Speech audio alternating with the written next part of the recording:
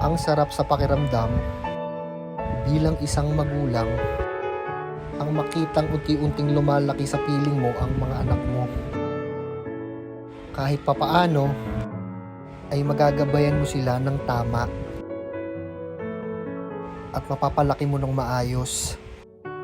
Minsan na akong nagkamali sa buhay at ayokong maranasan nila yon. Kaya gagawin ko ang lahat para maibigay ko lahat ng pangangailangan nila. At ang mga dating baby ko lang noon, eto na sila ngayon. Siya si Ate Mela, ang panganay namin.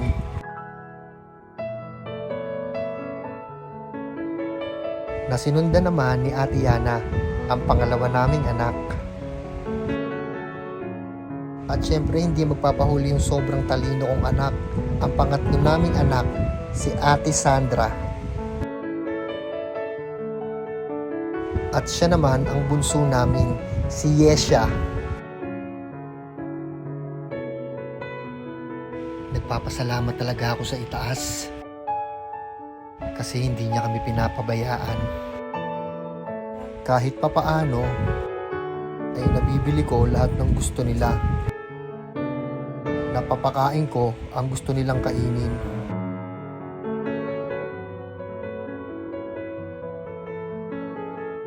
At nabibili namin lahat ng mga kailangan nila sa school. Saludo ko sa lahat ng mga magulang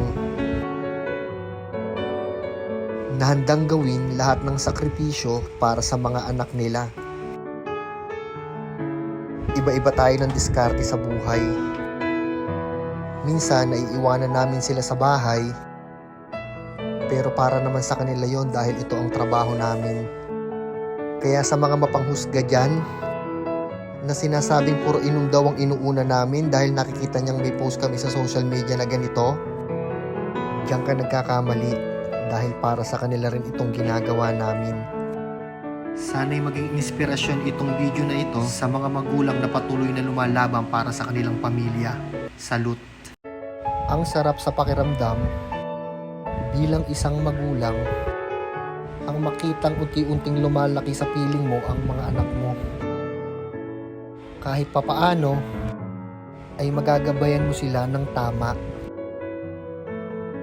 at mapapalaki mo ng maayos. Minsan na akong nagkamali sa buhay at ayokong maranasan nila yon. Kaya gagawin ko ang lahat para maibigay ko lahat ng pangangailangan nila. At ang